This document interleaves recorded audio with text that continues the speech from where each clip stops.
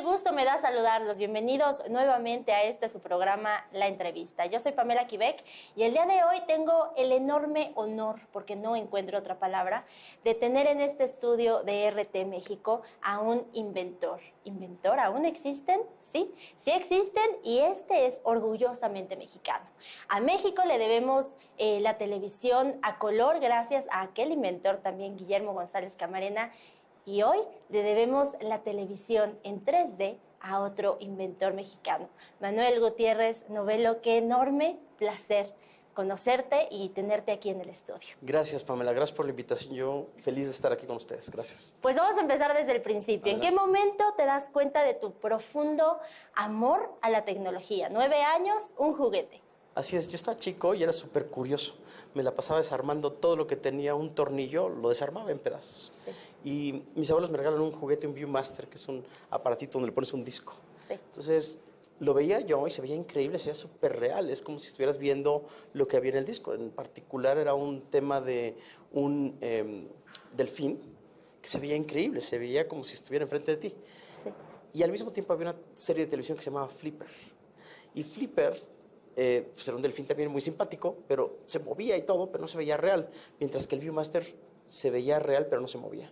Y en mi cabeza a los 9 años decía, alguien tendría que inventar una televisión que se vea como esto, pero que se mueva como la tele. Bueno, eso fue a los 9 años. Armando, desarmando, aprendiendo todo lo que podía. Aprendo a programar a los 13 años. Aprendo a hacer cosas electrónicas. Me voy a ingeniería electrónica al ITESO de Guadalajara. Y aprendo un montón de cosas de electrónica, de software, de firmware, de hardware, de mecánica, de óptica. Aprendo un montón de cosas. Y hago algunas empresas. Empiezo a hacer sistemas de automatización, de plantas industriales, todo eso. Sí. Y termino la carrera ya con 3 empresas. Y de repente me pongo a pensar y dije, oye, nadie ha inventado este aparatito que se vea como la televisión, pero en tercera dimensión, como el Viewmaster. Y entonces ahí es donde tu esposa tiene mucha injerencia en que te hayas convertido en inventor, porque ella fue la que dijo, a ver, aquí están los ingredientes, los elementos, ve, enciérrate y crea. En su momento así fue, exacto. En su momento ella fue y trajo los aparatos que se necesitaban para que hiciera las pruebas. Y me dijo, si tú dices que funciona, pues funciona, así que ve y hazlo. Y funcionó efectivamente. Me puse a trabajar, me llevé todas mis cosas a Tapalpa, una sierra muy bonita en Guadalajara, bueno, en Jalisco, y cerca de Guadalajara, y me puse a trabajar y de repente, tras ciertos días de hacer pruebas, ya funcionaba la cámara 3D, la forma de comprimir la información, descomprimirla, transmitirla y verla en un visor, y entonces te lo ponías y hace cuenta que estabas en donde estaba la cámara, o donde estuvo la cámara grabando. Entonces era como para mí increíble que me lo ponía y decía, wow, o sea, estoy hace 3 días viendo los árboles y los caballos, siendo que estaba en ese momento en la sala de una casa, ¿no? ¿Cuál fue la primera imagen que viste en esa cámara? La primera imagen fue precisamente del bosque. Estaba un bosque con unos árboles, sí, y por ahí estaban moviendo algunos caballos atrás y las grabé. Entonces, cuando de repente llego y hago mis procesos, porque no era en tiempo real, o sea, tenía que hacer un montón de procesos. Sí. A los 2 días agarro y dije, bueno, vamos a ver cómo se ve. Me pongo yo mismo el casco, que había hecho que pesaba 5 kilos, pero me lo pongo aquí. Le pongo play y veo los árboles, la profundidad perfecta y veo los caballos atrás.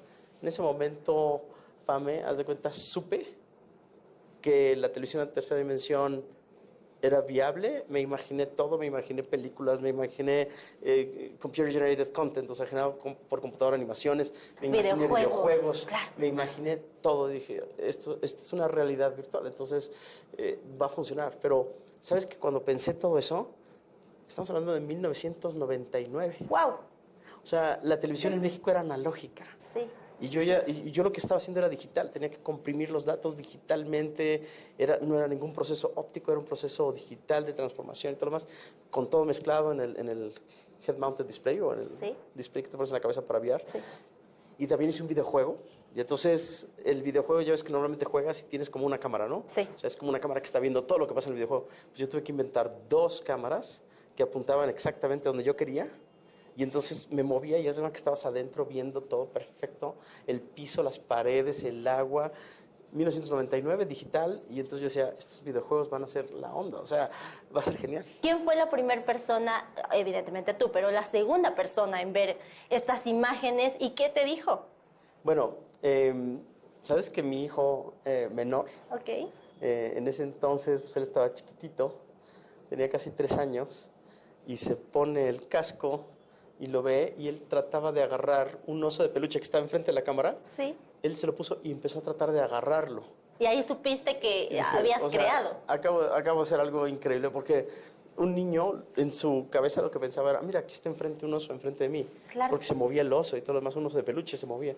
Claro. Y él trataba de agarrar al oso de peluche. Entonces dije, wow, qué maravilla.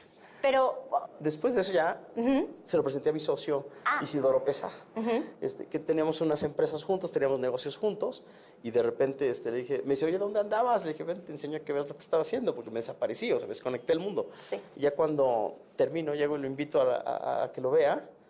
Él estudió en el MIT, en Massachusetts Institute of Technology, y es súper geek también. Y entonces de repente decía, no, a ver, vamos a ver qué hiciste. Se lo pone, no lo podía decir, jamás había visto algo igual. Esto es impresionante, es increíble. Era como estar en otro lado. Claro. Era como teletransportarte en el tiempo y en el espacio para ir a otro lado, o era meterte en el juego y estar adentro del juego. Pero de pronto viene la primera traba, ¿no? Que tienes una creación, un invento que nadie más había ni creado, ni diseñado, ni por supuesto puesto en acción. Te acercas al entonces presidente de México, Vicente Fox, él te manda con CONACYT y en CONACYT te dicen, muy padre tu proyecto, no hay presupuesto, adiós. Platícanos de eso. Sí, para mí ese episodio de mi vida fue un poquito doloroso. Claro. Cuando yo estaba buscando tocar puertas aquí en México, yo lo que quería era, precisamente lo que mencionaste acerca de González Camarena, yo lo que quería era que no pasara lo mismo que pasó con la televisión a color. Que la televisión a color la inventó un mexicano, pero pues nadie sabe en el mundo. ¿Por qué? Porque acabó vendiendo unas patentes a RCA, Víctor, y bueno, ellos ya se encargaron de hacer televisiones y funcionó de maravilla. Sí. Pero ¿qué pasó? ¿Dónde quedó México? ¿Dónde quedó González Camarena en el Pues mundo? claro. O sea, nadie sabe más que algunos mexicanos. XHGC es González Camarena. Entonces, cuando veo lo que sucedió en México, la innovación que se perdió en el planeta, nadie supo, y dije, no, yo quiero que esto sea de México para el mundo. Entonces me empiezo a acercar con todo el mundo, muchos empresarios, muchas personas, y llego a CONACYT a través de Vicente Fox, que me manda con CONACYT, y me dicen, está increíble el proyecto, es fenomenal, no he visto nada igual, te voy a dar mi mejor consejo. Y yo, te lo juro que estaba esperando que me dijera, vamos a trabajar con el centro de investigación y vamos a trabajar con el sistema de patentes. Y me dice, vete de México. Y en ese momento yo dije, había una desconexión en mi cabeza y digo, ¿por qué no? O sea, no, claro. No, si yo creo que sea de México para el mundo, o sea, sí. No quiero que se pierda, me voy a Estados Unidos, se va a perder. Claro. Y me dice, no, es que lo que estás tratando de hacer no existe, hay que hacerlo por completo, es una infraestructura, se necesita muchísimo capital, necesitas personas con un cierto perfil de desarrollo tecnológico que posiblemente no lo tenemos en México, cuando digo, todo era analógico, yo estaba haciendo todo digital de última generación. Entonces me decía, te vas a tardar más en tratar de conseguir los recursos humanos y financieros que en lo que realmente lo puedas hacer. Mi mejor consejo es, esto es fenomenal, vete de México. Ahí se me hizo como pedazos y cachitos el patriotismo, ¿no? El decir, soy mexicano. Y ese día me decepcioné muchísimo de que no podía yo encontrar apoyo en México. Entonces, vendí todo lo que tenía, vendimos las empresas, cerramos las empresas completas y fui a la embajada de los Estados Unidos. Les dije, este es mi business plan, quiero hacer tercera dimensión en realidad virtual, no lo puedo hacer en México, me quiero ir a vivir a Estados Unidos, tengo este capital. Y con la ayuda de socios y de mi socio Isidoro, presentamos el proyecto y me dieron una visa de inversionista, con la cual me pude ir a vivir a Estados Unidos y ahí empecé a trabajar. Llegas a Estados Unidos y es brutal porque empieza todo este proceso, pero de pronto sucede lo impensable, lo inimaginable, pero lo que todo el mundo soñaría, como inventor supongo. La NASA, el Pentágono te voltean a ver. Muy interesante fue esa parte de mi vida. Estábamos haciendo una presentación en una feria pública, un espacio muy pequeño que teníamos. Habíamos pagado una semana en Miami para presentar nuestra tecnología. Éramos los únicos que presentábamos tercera dimensión, realidad virtual. Claro. Ahí en ese año ya había hecho los prototipos, estamos hablando del año 2003, 2004. Ya los habíamos terminado. En el 2005 dije, primer show que haya, voy a ir a presentar. Ya perfecto, ya no pesaba 5 kilos, ya era portable, ya funcionaba muy bien, era ergonómico, muy padre. Dije, lo voy a enseñar. Primera feria que lo demuestro, íbamos mi socio Ethan Shure y yo, lo presentamos y de repente llega una persona militar y casi se pasa de largo y de repente se regresa y dice, ¿qué es esto? Ya dije, no, pues es una cámara tercera dimensión, visor tercera dimensión, realidad virtual con videojuego. Y entonces, pues, haz de cuenta que está en otro lado y vivir en otro mundo, ¿no? O sea, yo vendiéndolo como vives en otro mundo y es un mundo alternativo. Sí. Se lo pone, empieza a jugar con la cámara porque se veía él mismo y luego después le ponía yo contenido y unos clavados en cámara lenta, entonces ves el agua que sale y parecía que te ibas a mojar y luego después un fútbol donde venía la pelota y estabas atrás de la cancha de fútbol soccer, entraba la pelota y entonces la red se estira tanto que llega muy cerca de la cámara y la gente reaccionaba como si le fuera a pegar la pelota. Entonces ahí se lo quita y dice, esto es impresionante, ¿de dónde son ustedes? Yo soy de México, mi socio americano, bla, bla. Me dice, tienes que estar en el segundo California mañana. Y yo, no creo porque estoy aquí en el show. Me dice, no, tienes que estar en el segundo California mañana. No, no es pregunta, no tienes es pregunta, que ir. Tienes que estar. Ajá. Hay un evento muy importante y necesito que todo el mundo vea esto. Pues le hice caso. Me voy al segundo California y empiezo a mostrarlo a todo el mundo. Y resulta que les interesa. Esta empresa es una empresa militar de aeroespacial. Sí.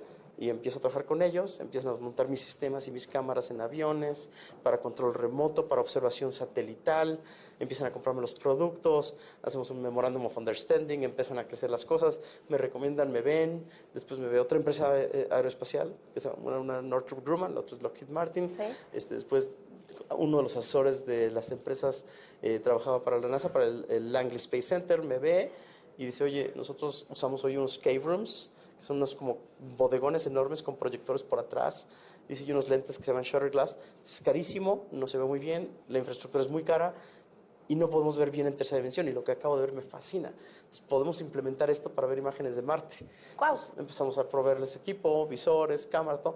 Y empezamos a ver las imágenes que se habían lanzado del Spirit Rover de Marte. Sí. Y se veían en tercera dimensión como si estuvieras parado en la superficie de Marte, pero corriendo en una computadora. Entonces, era padrísimo. Y luego la Navy también llega y dice, oye, esto está padrísimo, pero lo que queremos en vez de un videojuego, queremos un barco. Y que ese barco le puedas cambiar la proa, la popa, que puedas simular que estás en el mar, que le cambies el techo a la altura con un botón porque estamos haciendo pruebas y queremos simular el barco antes de construirlo. Pues así lo hicimos. Ajá. Y funciona de maravilla. Entonces era un simulador de realidad virtual y empezamos a entrenar también.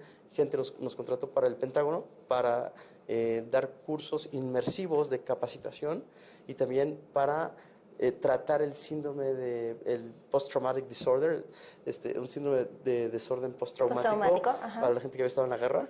Entonces se les da una especie de terapia inmersiva que los ayudaba muchísimo a volverse a adaptar a la sociedad. ¿Qué de todo lo que tú has creado está hoy en la NASA y lo hemos podido ver nosotros?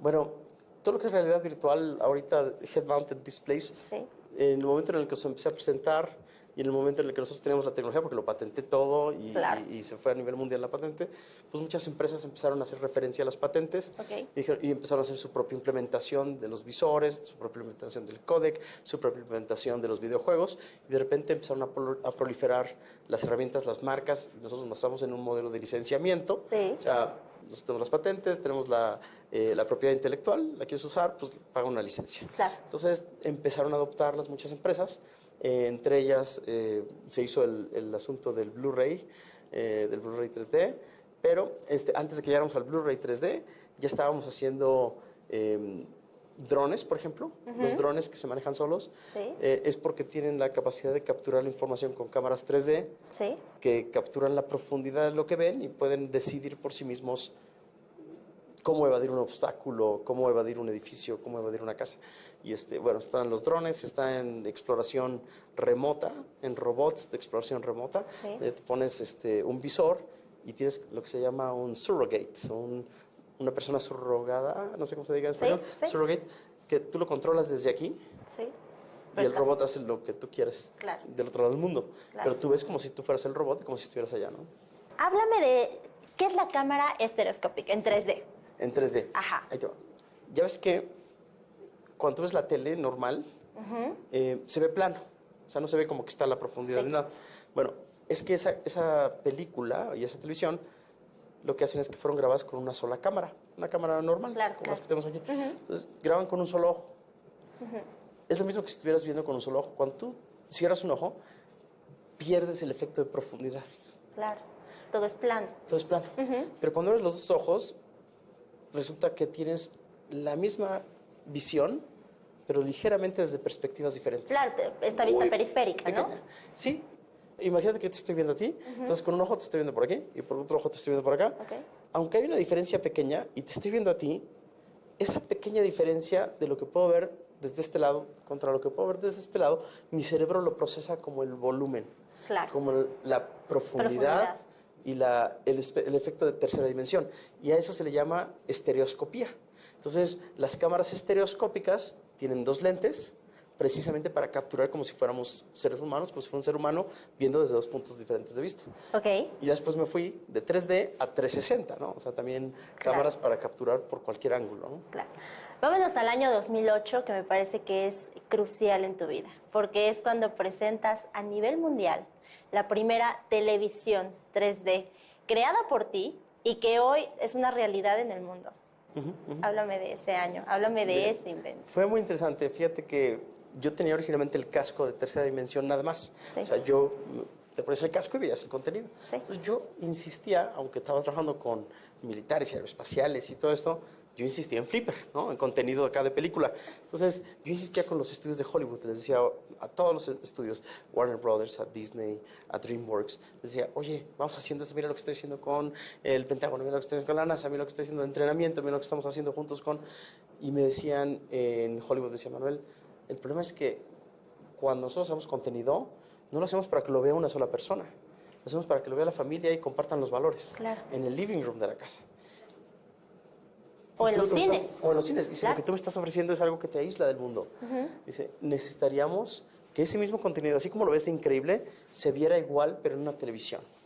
Y yo, wow, eso sí está difícil. O sea, yo no lo había hecho, ni siquiera lo quería explorar. Realmente, ni siquiera lo quería explorar. O sea, te confieso, no fuera... O sea, ni siquiera estaba en mi business plan hacer una televisión 3D. Claro, claro. Pero en ese entonces había un procesador DLP, se llama, de Texas Instruments, ¿Sí? que es, hace cuenta, un chip chiquitito. Ajá. Y en la superficie de ese chip, y por increíble que parezca, hay pequeños espejitos moviéndose. Cada espejito es un píxel. Okay. Y luego después con unos LEDs, en ese entonces era una rueda de color verde, rojo, azul, se movían los píxeles en función del color y esta imagen aquí de repente tenías una pantallita de televisión. Sí. Y con óptica lo hacían enorme y tenías una televisión. Y ese chip querían que yo lo usara en mis visores, pero gastaba mucho voltaje y emitía mucho calor, entonces dije, no los voy a usar. Pero había una característica de estos chips que era que trabajaban muy rápido, trabajaban a 120 Hz, es decir, al doble de la frecuencia normal de 60 Hz de las televisiones. Entonces dije, esto está padrísimo, si lo hago, le voy a dar 60 a un ojo y 60 al otro. Entonces, en colaboración con una empresa de Eslovenia, que se llama Expand, de María Costeira, en colaboración con Texas Instruments y también con dos empresas, Mitsubishi y Samsung, salió una televisión que tenía la capacidad de alternar las imágenes. Entonces, yo le daba mis imágenes, la izquierda y la derecha a la televisión, y en función de la izquierda y la derecha, con un infrarrojo, alternábamos los ojos, te ponías unos lentes que se prendían y se apagaban, te cerraban y te bloqueaban los ojos, se llaman shutter glass. Y cuando lo veías la televisión, pues veías la televisión en tercera dimensión. Cuando se lo muestro a los estudios, dicen, ok, ya estamos hablando de algo interesante, claro. ya tenemos una tele. Hablemos de negocios. Vamos a hablar. Sí. ¿Qué quieres? Y yo, quiero Polar Express. Me decían, no, estás loco, o sea, no te vamos a dar Polar Express. Por favor, dame Polar Express, era Warner Brothers. Y dice, bueno, tenemos que hacer un proceso de estandarización, vamos a tener que firmar unos papeles, vamos a tener que hacer 1000 contratos de confidencialidad. ¿No? Bueno, me la dan, la proceso, la meto en un Blu-ray, que teníamos nosotros, habíamos hecho nuestro propio Blu-ray player. Sí. Y me pongo el visor. O sea, en la tele normal se veía bien, 2D, porque nada más usaba un ojo. Sí. Después en el visor se veía increíble porque estabas adentro con el izquierdo y el derecho. Y luego lo puse en la televisión, te ponías los lentes y veías la televisión en tercera dimensión. Y luego veías el cine también en 2D y en 3D. Entonces llego, se los regreso y se los muestro. Dije, mira lo que hicimos con Polar Express. Walt Disney nos dio Meet the Robinsons, Familia del Futuro. DreamWorks nos dio Kung Fu Panda. Y de repente les empezamos a enseñar lo que podemos hacer. Se convirtió en un proceso interesante de estandarización, donde dijeron, oye, pues padrísimo, pero hay que invitar a más. A lo mejor no eres el único, a lo mejor hay más. Claro. Y empezamos a invitar a nivel mundial a todos los que tuvieran tecnología 3D y cámaras y todo lo demás. Pero ninguno era tan bueno como mi sistema. Entonces, de repente, nosotros somos los únicos que podemos tener un Blu-ray que se veía perfecto en 2D, con Full High Definition. Sí. Se veía perfecto en 3D, con Full High Definition por ojo. y tenemos videojuegos y tenemos compatibilidad y todo lo demás. Y los demás usaban los lentes rojo, azul, púrpura, amarillo. Sí, es cierto. Usaban los lentes de cartón que te entregaban. Reducían la imagen a la mitad, se veía pixeleadísimo. Sí. Y nosotros, full high definition, se veía increíble el cada ojo, ¿no? Que tranquilamente fue el invento del año, porque todo el mundo hablaba de eso. Del Blu-ray 3D, así y es. pocos saben que es el invento de un mexicano. Así es, así es. Vámonos. Ay, podríamos seguir hablando mucho, pero me interesa mucho que platiquemos del Alter Space, que es este nuevo modelo de negocio, por decirlo de alguna manera, como de pago por evento. Es una plataforma, el Alter Space es una plataforma donde tú puedes subir contenido 360, 3D y de realidad virtual, que nosotros lo inventamos hace muchísimos años, que fue cuando te platicaba lo de este barco. Ajá, Entonces lo que hicimos fue meter un barco en el Alter Space. Sí. Le llamo el Alter Space porque es como un espacio alternativo al mundo real. Entonces, todo lo que quieras hacer lo puedes hacer en el Alter Space. Puedes ir a cualquier lado, puedes ir a Marte, puedes ir a ver el barco, puedes ir a un videojuego o puedes ver contenido grabado, pregrabado, que está en la nube. que está disponible para cualquiera que tiene la suscripción. Yo le llamo pago por experiencia, pay-per experience.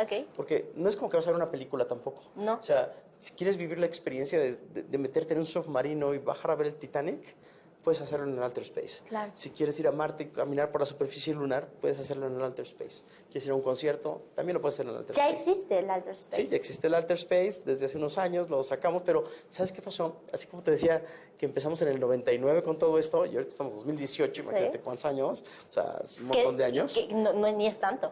O sea, si lo piensas, 19 años para la evolución de cambiar de analógico a digital, no es nada. Y a 3D.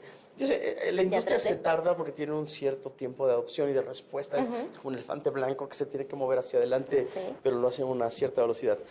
Entonces, sucedió que nosotros teníamos toda la tecnología, teníamos todos los aparatos, teníamos todo, la plataforma la tenemos visualizada desde el año 2003. ¡Wow! Entonces, tuvieron que pasar 15 años y ahora ya ves, por ejemplo, ya ves realidad virtual en todos lados, 360 en todos lados, 3D en todos lados, de muy buena calidad. Bueno, ahorita estamos en el momento precisamente en el que el Alter Space se puede convertir, imagínate, en una mezcla fusión entre Netflix, Dropbox y aplicaciones de videojuego. Las mezclas todas y sale el Alter Space. Claro. Entonces, quien quiera subir contenido y generar contenido lo puede subir al Alter Space y puede decir, lo vendo, lo regalo o tienes una suscripción por un mes. Claro. Tú decides cómo quieres comercializar tu contenido o si no lo quieres comercializar. Un mexicano que se va a los Estados Unidos como fuga de talento es la realidad. Cualquiera otro podría decir, ya estoy en Estados Unidos, me quedo aquí y no evoluciona. Pero tú regresas a México, regresas a apoyar a jóvenes mexicanos, regresas a impulsar a jóvenes talentos. Brevemente, dime por qué se da ese regreso y háblame de este clúster industrial 4.0. Claro que sí. Me regreso a México porque en el año 2013 tengo el honor de recibir un Lumière, un premio por mi contribución a la industria de la tecnología. Es como el Oscar, pero la tecnología. Y fue un honor para mí, nada más James Cameron, Ang Lee, Panasonic, Nvidia los han recibido y yo. Y soy el único mexicano que he recibido hasta ahorita y fui el primero. Entonces, cuando lo recibo, dije, viva México, pero en ese momento, Pame, me di cuenta que me había dolido mucho haberme ido de México para llegar a tener el Lumière en 2013. Claro. Dije, ¿qué pasó? O sea, porque me tuve que salir. Estaba yo en lo correcto y nadie me hacía caso y nadie me creía y me decían que era imposible. Decían que no se podía. No puede ser, tengo que hacer algo al respecto por México. Pensaba cómo hacerle. Hago una empresa en Guadalajara para acelerar ideas e invenciones y entonces la formo y después formamos el Industrial Cluster 4.0.